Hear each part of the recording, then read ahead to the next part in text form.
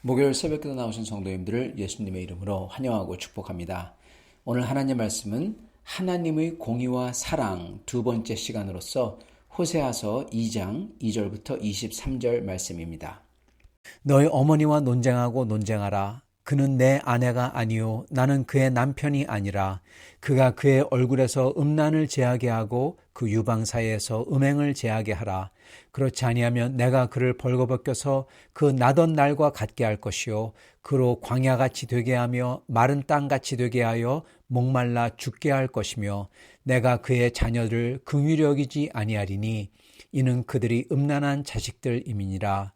그들의 어머니는 음행하였고 그들을 임신했던 자는 부끄러운 일을 행하였나니 이는 그가 이르기를 나는 나를 사랑하는 자들을 따르리니 그들이 내 떡과 내 물과 내 양털과 내 삶과 내 기름과 내 술들을 내게 준다 하였음이라. 그러므로 내가 가시로 그 길을 막으며 담을 쌓아 그로 그 길을 찾지 못하게 하리니 그는 그 사랑하는 자를 따라갈지라도 미치지 못하며 그들을 찾을지라도 만나지 못할 것이라. 그제야 그가 이르기를 내가 본 남편에게로 돌아가리니 그때 내 형편이 지금보다 나았음이라 하리라. 곡식과 새 포도주와 기름은 내가 그에게 준 것이요 그들이 바알을 위해서 쓴 은과 금도 내가 그에게 더해준 것이거늘 그가 알지 못하도다.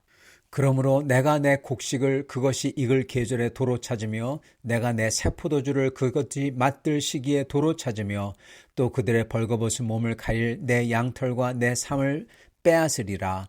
이제 내가 그 수치를 그 자랑하는 자의 눈앞에 드러내리니 그를 내 손에서 건져낼 사람이 없으리라.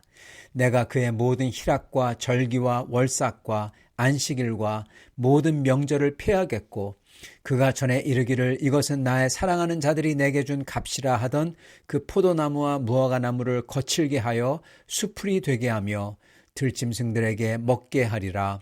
그가 귀고리와 폐물로 장식하고 그가 사랑하는 자를 따라가서 나를 잊어버리고 향을 살라 바알들을 섬긴 시일대로 내가 그에게 벌을 주리라. 여호와의 말씀이니라. 그러므로 보라 내가 그를 타일러 거친 들로 데리고 가서 말로 위로하고 거기서 비로소 그의 포도원을 그에게 주고 아골 골짜기로 소망의 문을 삼아주리니 그가 거기서 응대하기를 어렸을 때와 애굽 땅에서 올려오던 날과 같이 하리라. 여호와께서 이르시되 그날에 네가 나를 내 남편이라 일컫고 다시는 내 바알이라 일컫지 아니하리라. 내가 바알들의 이름을 그의 입에서 제거하여 다시는 그의 이름을 기억하여 부르는 일이 없게 하리라. 그날에는 내가 그들을 위하여 들짐승과 공중의 새와 땅의 곤충과 더불어 언약을 맺으며 또 이 땅에서 활과 칼을 꺾어 전쟁을 없이 하고 그들로 평안히 눕게 하리라. 내가 네게 장가들어 영원히 살되 공의와 정의와 은총과 긍휼히 여김으로 네게 장가들며 진실함으로 네게 장가들리니 네가 여호와를 알리라. 여호와께서 이르시되 그날에 내가 응답하리라. 나는 하늘에 응답하고 하늘은 땅에 응답하고 땅은 곡식과 포도주와 기름에 응답하고 또 이것들은 이스라엘에 응답하리라. 내가 나를 위하여 그를 이 땅에 심고 긍휼히 여김을 받지 못했던 자를 긍휼히 여기며 내 백성 아니었던 자에게 향하여 이르기를 너는 내 백성이라 하리니 그들은 이르기를 주는 내 하나님이라 하리라 하시니라. 네, 오늘 말씀 호세아서 2장 말씀입니다. 하나님의 공의와 사랑 두 번째 시간입니다. 어제는 하나님의 공의에 대해서 저희가 살펴봤습니다. 특히 하나님께서 어떻게 하나님을 떠나서 배신한 그러한 음란한 여인 같은 그러한 이스라엘을 북이스라엘을 하나님께서 대하실지 그에 대한 하나님의 결정과 그리고 또한 경고였죠. 그러나 그럼에도 불구하고 하나님께서는 놀라운 말씀을 하십니다. 첫째는 신기하게도 하나님께서 단순히 하나님을 떠나고 그리고 하나님께 죄진 것을 그러한 사람을 하나님께서 벌하시겠다 그런 것뿐만 아니라 하나님께서는 심지어 하나님의 예배까지도 안식일과 절기와 월사까지도 하나님께서 폐하시겠다 그렇게 말씀하십니다. 그리고 그게 하나님의 공이라고 하십니다. 왜냐하면은 그 사람들은 그 우상 숭배를 단순히 우상만 숭배했던 게 아니라 하나님의 예배까지 그 우상이 침투해가지고 전부 다 망쳐놨기 때문에 그렇습니다. 그래서 하나님께서는 이 사람들을 이 포도주와 그리고 올리브와 곡식 이런 걸 갖다가 끊고 그리고 다른 나라를 통해서 이들을 치고 그런 것뿐만 아니라 이들의 예배까지도 하나님께서는 다 쳐서 버리시겠다. 그렇게 말씀하시는 겁니다. 하나님의 공의와 하나님의 엄하심을 저희가 이런 면에서 잘 생각해 봐야 됩니다. 하나님께서는 엄하심과 사랑 두 개가 다 있으십니다. 만약에 어떤 사람이 하나님은 무조건 사랑이다. 소위 우리가 좋아하는 사랑 말입니다. 소위 같이 눈물 흘려주고 안아주고 그러는 사랑 말입니다. 그렇게만 하나님을 얘기한다면 그거는 하나님을 잘못 알려주는 하나님의 한쪽 면만 알려주는 것입니다. 그것은 우상입니다. 가짜 하나님이에요. 마찬가지로 하나님의 공의로우심만 알려준다면 그것 또한 가짜 하나님입니다. 하나님을 우상화하는 겁니다. 왜냐하면 오늘 호세아서 2장에는 하나님께서 그렇게 우상숭배로 하나님을 떠나고 바알신을 쫓고 그렇게 마치 음란한 사람처럼 그렇게 다른 신을 쫓고 동시에 하나님을 옆에 모셔놓으면서 둘 다 이득을 취하려고 했던 그러한 북이스라엘에게 하나님은 큰 심판과 심지어 그들의 예배마저 아예 쳐서 버리시겠다 그렇게 말씀하시면서 근데 오늘 끝에 보면은 하나님께서 놀라운 말씀하십니다. 그거는 어쩌면 그 당시 당장 일어날 일이 아니라 어쩌면은 꽤 떨어진 날에 예를 들어서 아수르가 멸망하고 바벨론에서 유수가 끝나고 사람들이 돌아오고 그러한 것을 뜻하는 그러한 예언이기도 하지만은 또한 동시에 먼 훗날 예수 그리스도께서 오셔서 일어날 그러한 훗날이기도 합니다. 뭐라고 하시냐? 우리 주님께서는 이렇게 말씀하십니다. 14절부터입니다. 그러므로 보라 내가 그를 타일러 거친 들로 데리고 가서 말로 위로하고 거기서 비로소 그의 포도원을 그에게 주고 아골 골짜기로 소망의 문을 삼아주리니 그가 거기서 응대하기를 어렸을 때와 애굽 땅에서 올라오던 날과 같이 하리라. 여호와께서 이르시되 그날에 네가 나를 내 남편이라 일컫고 다시는 바알이라 일컫지 아니하리라. 환난 골짜기가 소망의 문이 되어 그리고 거친 들에서 그 광야에서 하나님께서 위로해 주세요. 그러면서 그날에는 이 나를 내 남편이라 일컫고 하나님을 유일한 남편이라 유일한 주님이라 일컫고 다시는 바알이라 일컫지 아니하고 심지어 바알의 이름을 기억하지도 못하는 그러한 백성이 된다는 것입니다.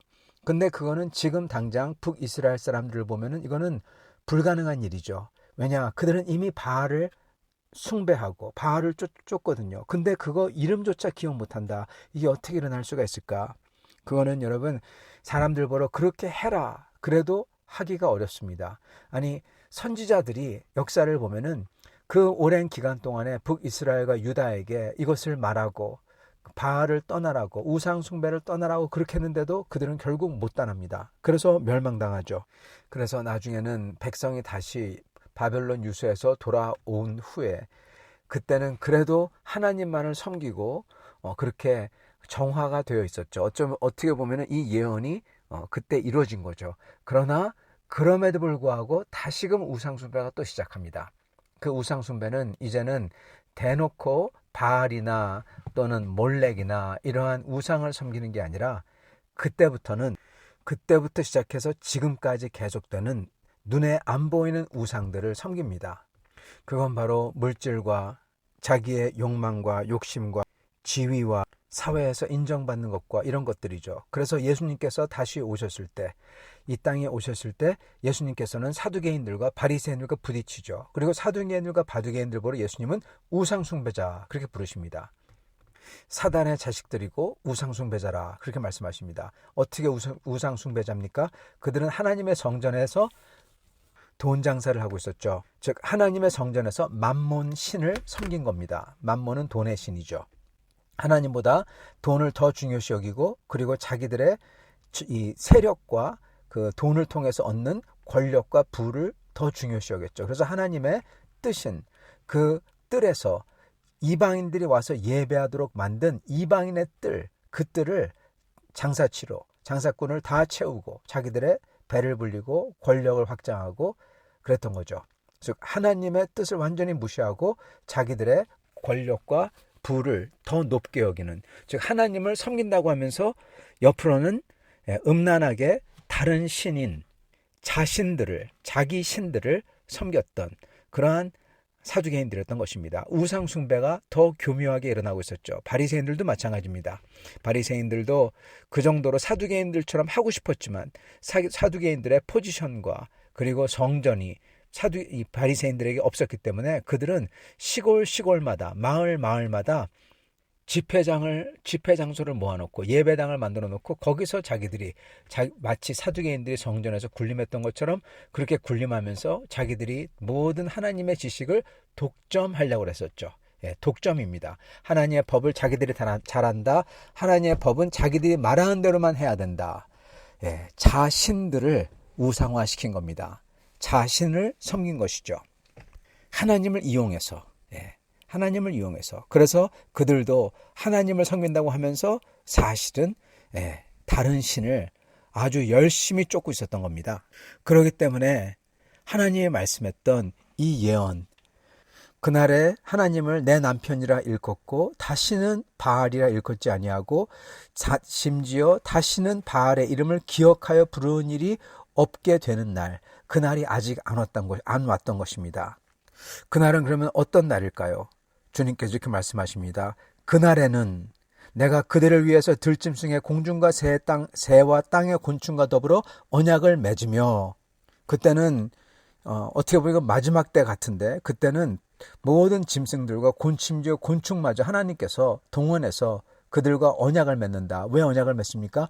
하나님의 백성들을 해하지 않고 보호하라고. 그래서 언약을 맺는 거죠.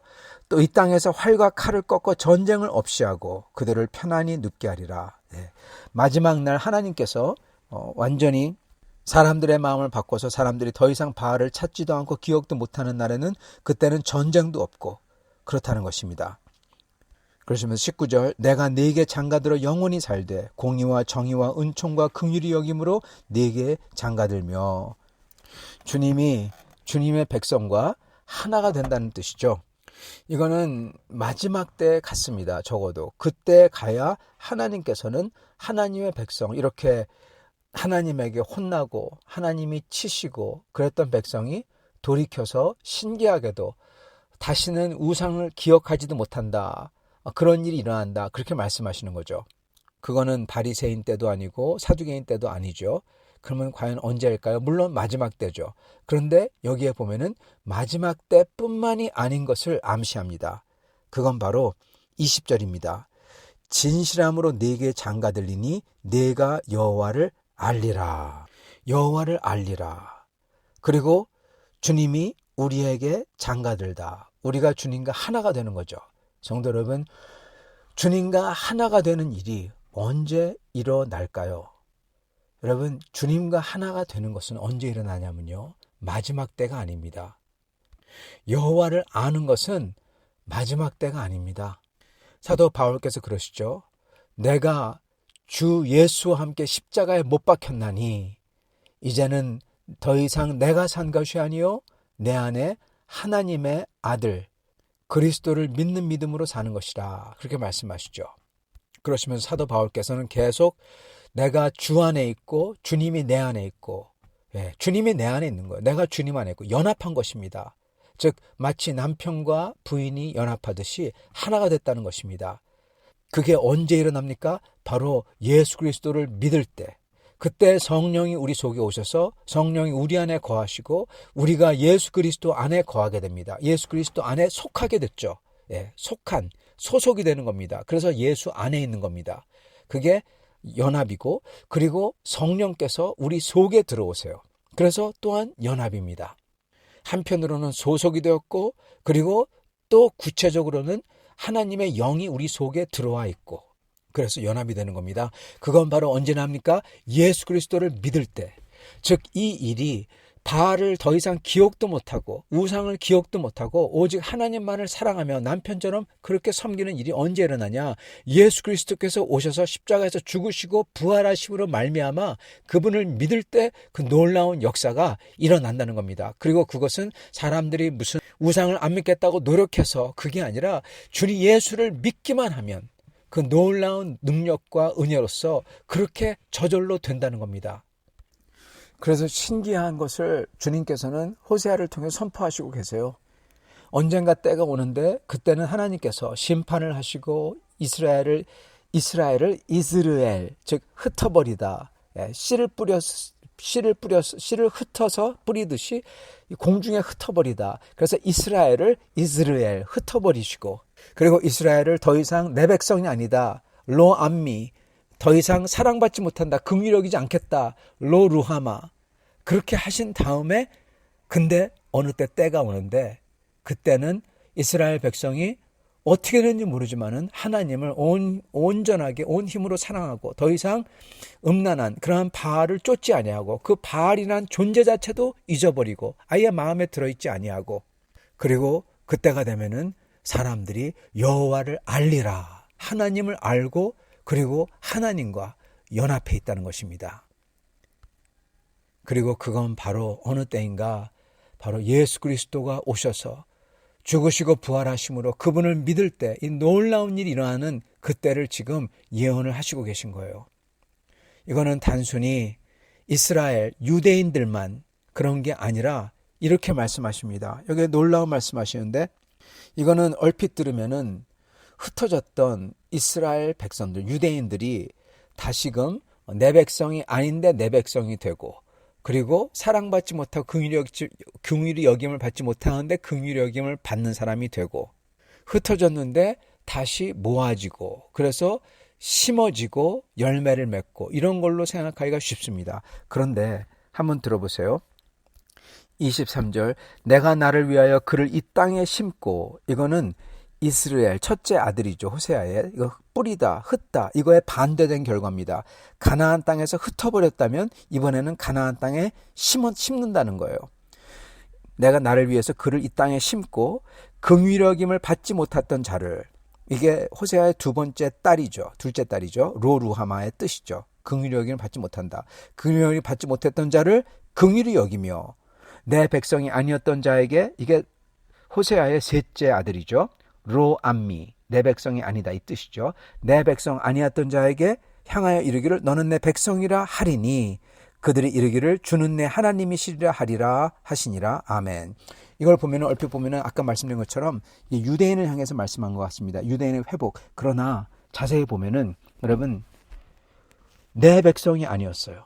그게 누굽니까? 우리입니다, 여러분. 우리. 내 백성이 아니었던 자에게 향하여 이르기를 너는 내 백성이라 하리라. 긍휼히 여김을 받지 못했던 자들. 그게 누굽니까? 이방인들인 우리입니다. 그들을 긍휼히 여기시고 그리고 흩어버렸던 사람들. 노아와 그리고 바벨탑 사건으로 인해서 온 세상에 다 흩어졌던 그러한 사람들이 주님 나라에서 심겨지고 그리고 뿌리 내린다는 것입니다. 그게 누구냐? 긍휼히 여김을 받지 못했던 이방인들과 하나님의 백성이 아니었던 이방인들 우리에게 하나님께서는 너는 내 백성이라 하리라. 그런 날이 온다는 겁니다. 그때 그들이 어떻게 합니까? 하는 말이 그들이 이르기를 주는 내 하나님이시리라 하리라 하시니라. 아멘. 그런 일이 일어난다는 겁니다. 지금 호세아는 유대인뿐만이 아니라 먼 훗날 예수 그리스도를 통해서 올 그 놀라운 역사를 예견하시며 말씀을 선포하고 있는 겁니다. 성도 여러분, 우리가 바로 그 역사적 말씀의 주인공들입니다. 어떻게 보면 이 말씀이 기록되었고 그리고 이러한 가슴 아픈 역사를 다 이끌어 가신 게 물론 그 당시 이스라엘 백성들, 유다 백성들, 유태인들이죠. 이들로 하여금 다시금 하나님을 찾도록 하기 위해서 하나님께 돌아오도록 하기 위해서 하신 것이죠. 그러나 심지어 그것마저도 그 모든 역사와 가슴 아픈 역사들, 그러한 사람들의 죽고 흩어지고 이 모든 게 사실은 여러분 우리를 위해서 협력해서 그 모든 게 협력해서 우리를 위해서 우리가 하나님을 아는 백성이 되도록 만들기 위해서 일어난 역사라는 것입니다. 주님이 그러셨잖아요. 하나님께서는 당신을 사랑하는 자를 위해서 모든 것을 협력하여 선을 이루시게 하신다고. 그 선이 무엇입니까? 구원을 이루시게 하신다고. 우리 같은 사람들이 여기 일어났던 모든 역사들, 그 전쟁과 슬픔과 고통과 흩어짐과 이 모든 것이 사실은 어떻게 보면은 우리가 여기 있도록 하기 위해서 있었던 것입니다. 왜냐하면은 이거를 호세아가 예언을 하기 때문에 그래요. 그게 온다. 그리고 이 모든 것은 이것을 이루기 위해서다. 그렇게 말씀하시고 계신 것입니다. 그렇잖아요. 이게 결과물입니다. 이걸 이루기 위해서 하나님이 그 모든 혼내는 거, 치는 거, 이걸 다 하신다는 거예요. 그래서 이걸 이루신다는 겁니다. 그거는 단순히 유대인들 하나님께 돌아오는 것뿐만 아니라 우리가 하나님에게, 하나님의 백성이 아니었었고 사랑받지 못했었고 이방인들이 하나님께 돌아오고 하나님을 내 하나님이라고 말씀드리고 그런 일이 있도록 하기 위해서 하셨다는 거예요. 성도 여러분, 우리는 큰 은혜를 받은 사람입니다. 모든 역사가 우리를 위해서 움직였습니다.